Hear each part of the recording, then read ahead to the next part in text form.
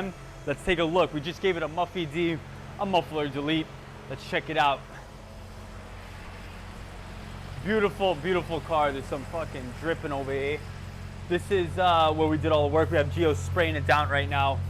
Ran the 3-inch pipe, removed that muffler, threw it on the floor right there. Jay.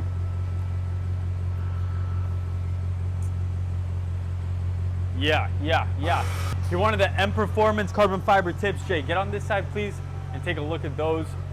Guys, a common question with this, you can continue, Drew, you're good. Common question with this is, oh, is the check engine light gonna show? It shouldn't, right? We tucked up the valves up underneath, and if anything, you just get those valve simulators, but it shouldn't show any check engine lights. It should just make your car sound awesome and turn some heads.